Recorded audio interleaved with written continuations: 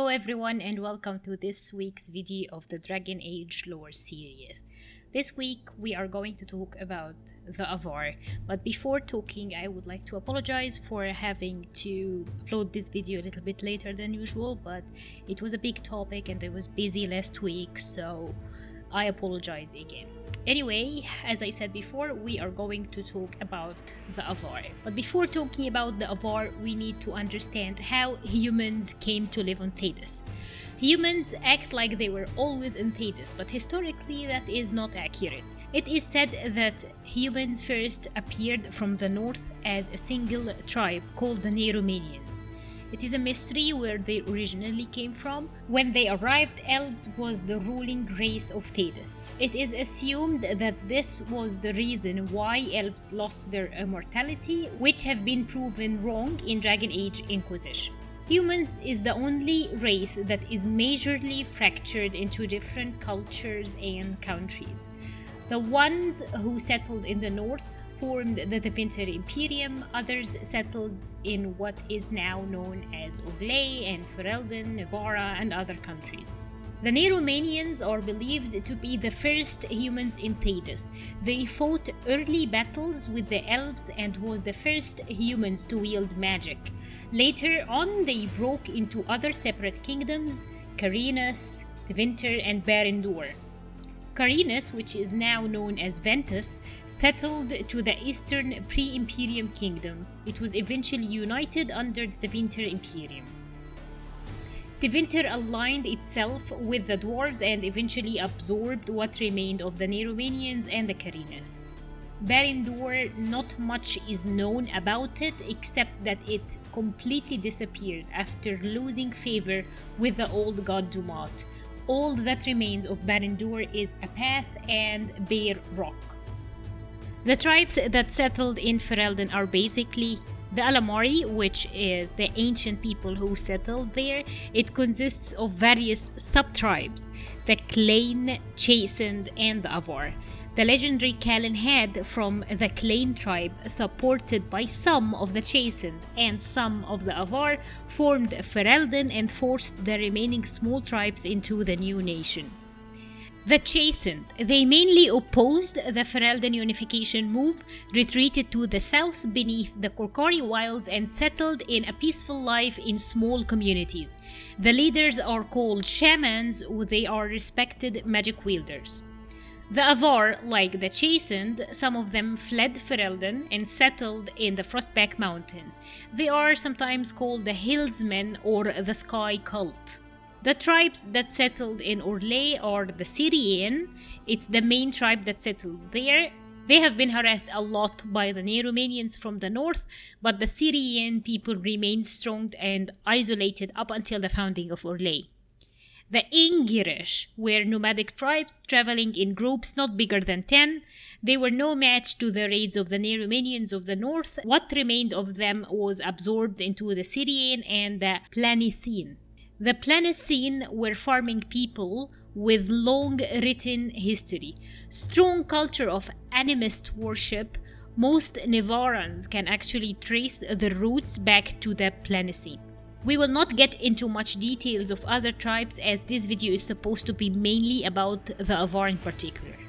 Like stated before, the Avvar settled in the Frostback Mountains in western Ferelden in the year -2415. They are believed to be escaping something called the Shadow Goddess. Scholars argue that it was nothing but a natural disaster, while Solus claims that it was a lonely spirit that walks in the fade, weeping and forgotten. In the year -1815 ancient, a mage named Tyrda, commonly known as Tyrda Bright Axe, her staff was mistranslated for an axe. Tyrda was extremely beautiful and had so many suitors, but she had a lover that was rumored to be a spirit that took a mortal form of an elf. Her name was the Lady of the Skies. One of Tyrda's suitors was called Thelm Gold-Handed. Thelm allied himself with the tribes that fell on bad times. He had numerous skilled warriors who wielded fire-enchanted swords and dragon-scaled armor. He was plagued by dreams of an entity that pushed him to go and pursue something called the Golden City, right across of the waking sea. The entity told him that the city was full of treasures. He pushed his tribe to their limits trying to achieve this dream. He eventually approached Tirda, whose tribe fell on bad time because of cold winter. He promised her riches and a lot of food if she was willing to wed him and spare some warriors that could help him with his endeavor. She consulted her lover, the Lady of the Skies, who advised Tirda against this pursuit of the Golden City. She refused her suitor's temptation and refused the alliance. Thelm didn't take the rejection very well. He challenged Tirda to battle while still trying to convince her to join him on his quest, promising her the warmth and riches of the north.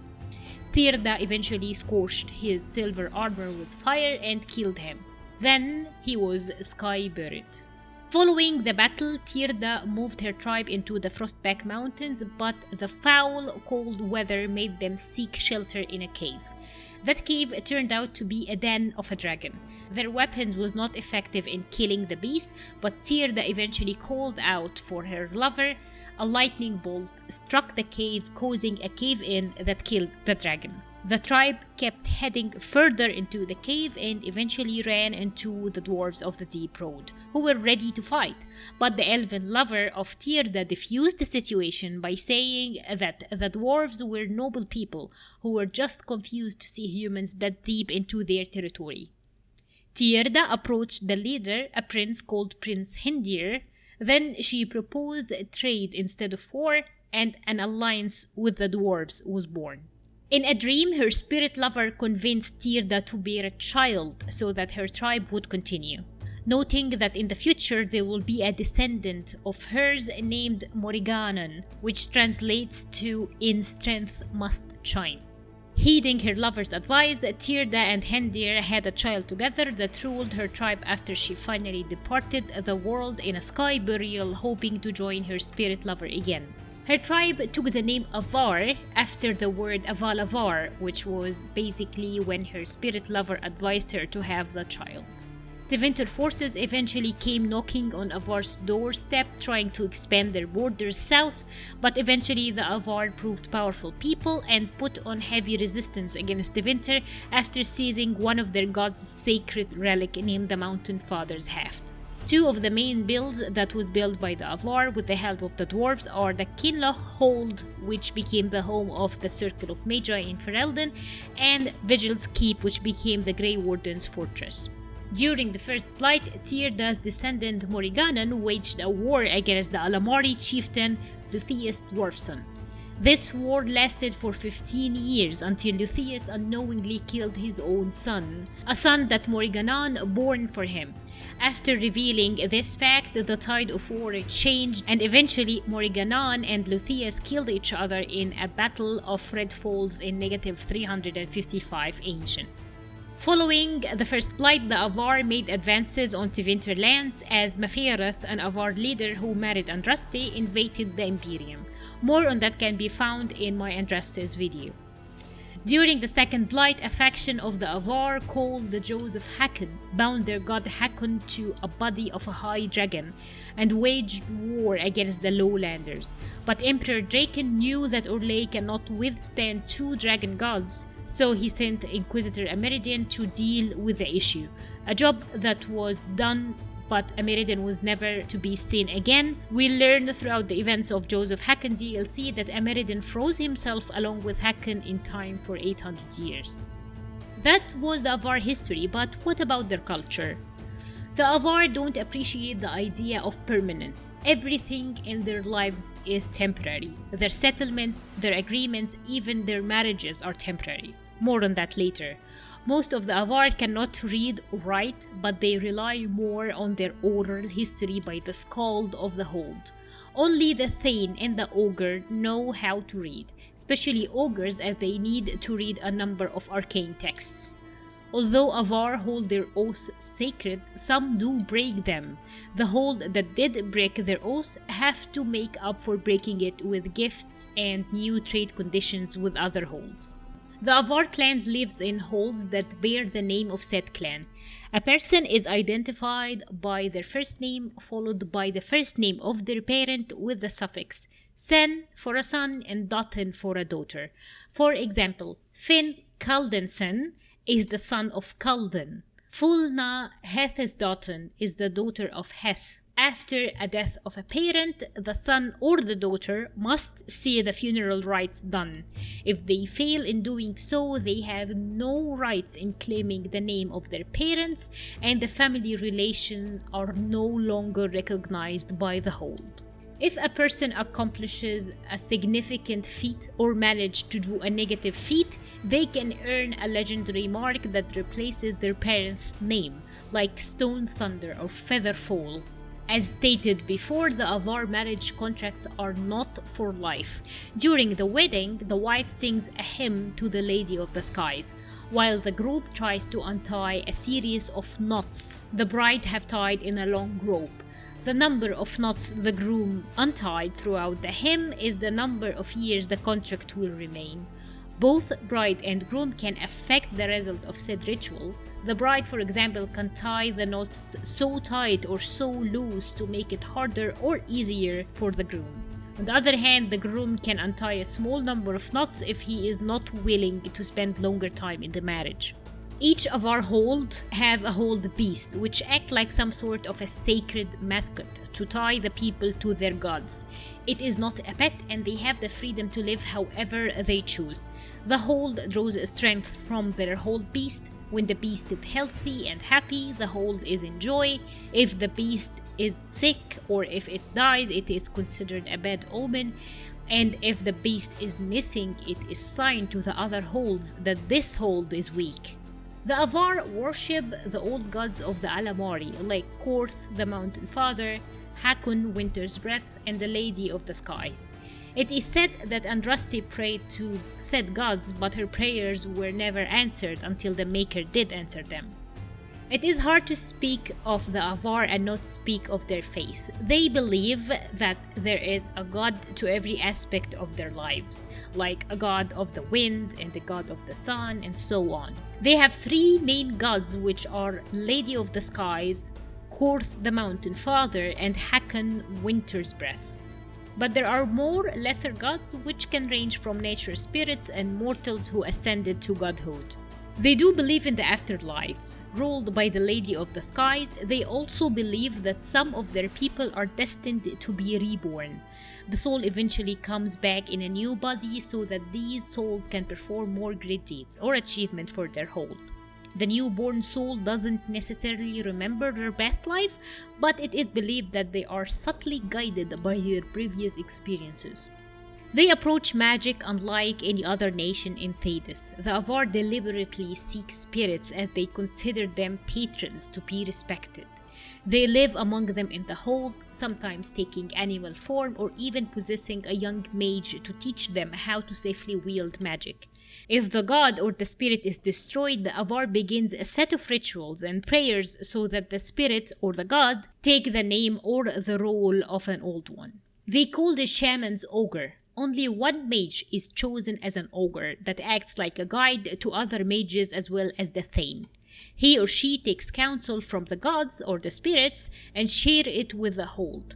The ogres lets the spirit know the will of the hold and lets the hold know the will of the spirits. The spirits or the chosen gods help the hold ward off any evil ones who have gone corrupted by rage or despair in return of the hold doing some magical rituals to appease them. The ogre also keeps an eye out for anyone who is attracting bad spirits and counsel with the Thane on how to deal with it. When an apprentice is ready to learn more about magic, the ogre allows them to get possessed by a spirit that teaches the young mage with kindness and patience. And when the time comes, the mage must undergo a magical ritual with burning an offering and lyrium to let the spirit go. A weak mage may be unable to let their spirit companion go, and in this case they remain under the watchful eye of both the ogre and the gods, so that neither can corrupt the other. If the worst happens and an abomination is formed and causes harm to the hold, this abomination is killed during their sleep. Each of our clan is led by a thane. All the disputes among the clans are settled by tests and trials. Let's say two hold are having some sort of dispute. One contestant from each hold represents their clan in a trial that is named after one of the Avvar's main gods. Like we see in Joseph Hacken DLC, the test of the Lady of the Skies is when two contestants climb a rock face and the winner is the one that reaches the top first. The Thane is the one who guides the gods in deciding who is worthy and who is not. They also hold the power to ask a contestant whose claim is foolish or unfair to have a disadvantage in the race, like carrying stones on their back during the race.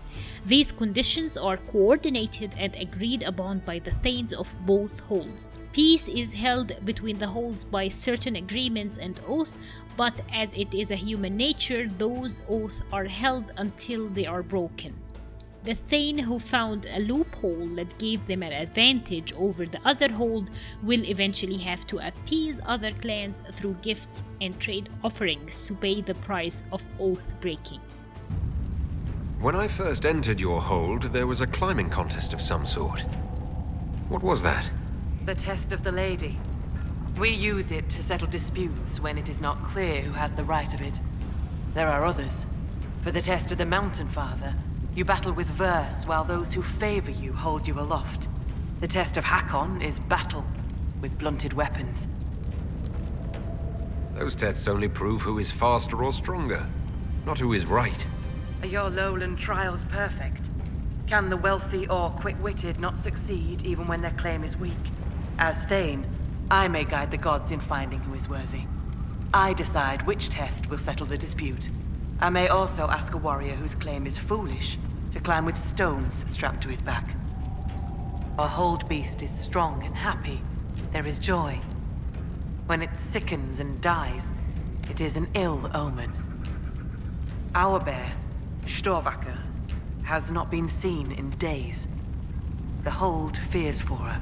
I cannot ask the hold to break peace oaths unless Storvacker returns. You have members of the hold searching for Storvacker. The hold is already fearful. A great hunt for our hold beast would show weakness to the Hackonites. If she were dead, the Augur would know. So the hunters watch for tracks. That is all we can do. The way you asked us to help find Storvacker made it sound like you were willing to break your oath.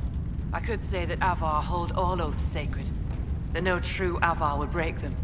It would be a good lie. Lowlanders doubtless say the same of themselves. A cunning Thane can find a hole in the tent of any promise. A place for the cold wind to sneak in. We are bone and blood. Oaths last until they are broken. If I find your bear and you break the oath, what happens to Stonebear Hold? Other holds share oaths with the Jaws of Hakon. They are sworn to defend or avenge them. If the Hackonites were friends, they would attack us. But they are friends to few. We will send offerings, trade, and gifts to pay the price of oath-breaking. The storm will pass. I do not do this lightly, Inquisitor. Lastly, we will talk more in depth about the three main Avvar gods. Korth, the Mountain Father, or the Father of the Skies, is the oldest and strongest of the Avvar gods. It is believed that he brought people to the mountains, dug holes in them to form caves, and therefore the Avvar believe that anything that is found on the mountains are gifts from the Mountain Father. It is through him the Avvar gain what they have. If the game is scarce, they appease him in order for the hunters to find more game. Lore fact-wise, we don't know much about Korth, but we have some legends that could shed some light on who really was. The first legend is called the Legend of the Ptarmigan. For reference, I had no idea what this word means, but according to Google, it is some sort of a small bird. It is said that Korth ruled the world from the top peak of Mount Belenus, the mount that rests in the center of the world. From this position, he could see all corners of earth and sky. He saw how men could have change of hearts throughout their lives and decided that he will protect himself from his own heart. So he took his heart out, put it in a golden cask, and buried it deep into the pits of the Frostback Mountains, as it was the fiercest mountain the world have ever seen, and it will be safe there from intruders. But without his heart, he grew bitter and cruel. He lost the joys of the world. Music lost its taste. Food lost its flavor. He sent avalanches and earthquakes upon the world until gods and men rose against him. But without his heart, he could not be slain. So the Lady of the Skies eventually sent her fastest, smartest, and strongest children to look for his heart. For a year and a day they looked, but sparrows and ravens, vulture and eagle, swift and albatross returned to her with nothing.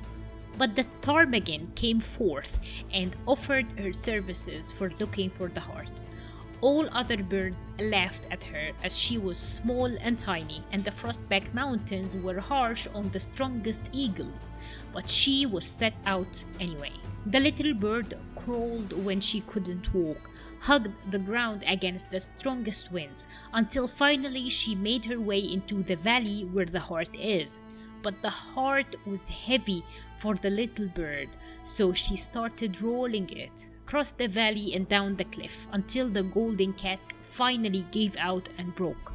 Then the heart was there, sad and heavy, and the pain from it roused the mountain god to come and see what happened. When Korth neared his heart, it leapt back into his chest and he was whole again. Then Hakon, Winter's Breath, sealed Korth's chest with 3 bands of iron and 3 bands of ice so that the heart would never ever leave him again.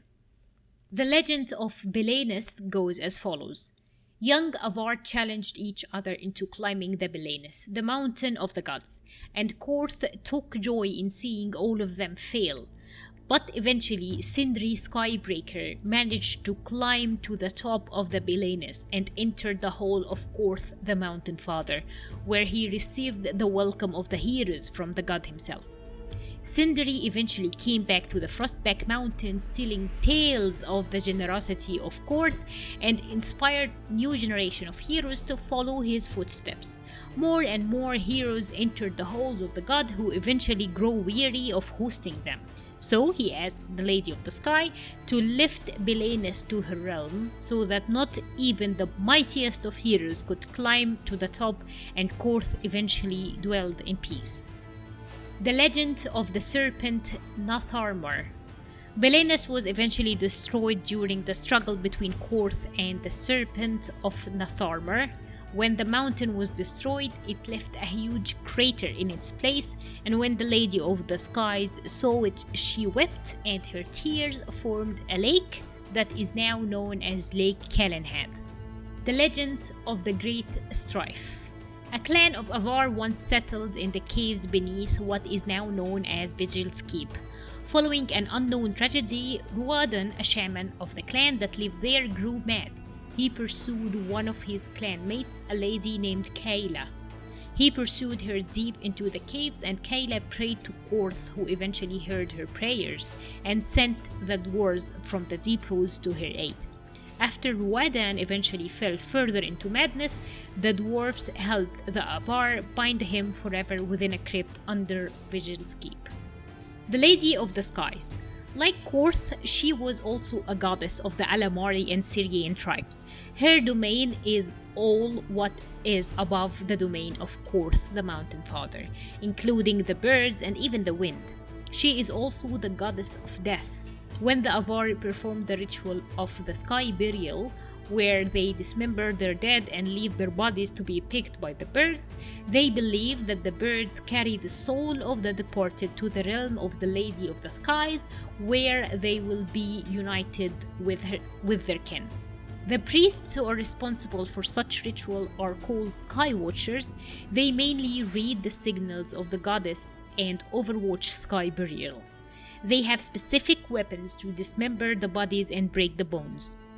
Legends where the Lady of the Skies made an appearance vary. One of them is the aforementioned legend of Tyr, the Bright Axe, Belenus, and the Ptarmigan. But there are some minor ones where she appears in the story to nudge people into learning that their happiness lies within their deeds, not from the prayers to the gods, like in the story of Vermeek and Cedra. Others, she would devise people seeking the Witch of the Wilds but couldn't find her. Instead, the Lady of the Skies was there and told the hunter to replace Arwood's bowstring with silk so that it would snap and shatter his heart, so that he would stop his onslaught. Finally, we will talk about Hakon Winter's Breath, the Avvar god of war, as well as the Lord of Winter. Avvar warriors train excessively so that they are found worthy in Hakon's eyes, and in return Hakon's can grant them with natural intuition or a second wind in fight. He doesn't have many legends tied to him except bounding Korth's heart to his chest like stated before. Hakon have unexplainably fell silent 800 years ago. What happened was that during the second flight, Hakon was bound to a high dragon's body, and Inquisitor Ameridan succeeded in stopping him, albeit temporarily. During the events of the DLC Joseph Hakon, we get the chance to finally finish the job and free Hakon from the bounds of the high dragon's body. I really hope you enjoyed this video. It took me a while to gather this information and put them in the script and read them out. As I said, I apologize for the late video, and I hope you did enjoy it. If you have any topics that you would like me to talk about, please let me know in the comment section and I will research and talk about it, because I eventually want to have like this library of all topics of lore of Dragon Age, because honestly I cannot find anything I could talk for hours about better than Dragon Age lore. So again, thank you so much for listening. I hope you had fun and see you next week. Bye!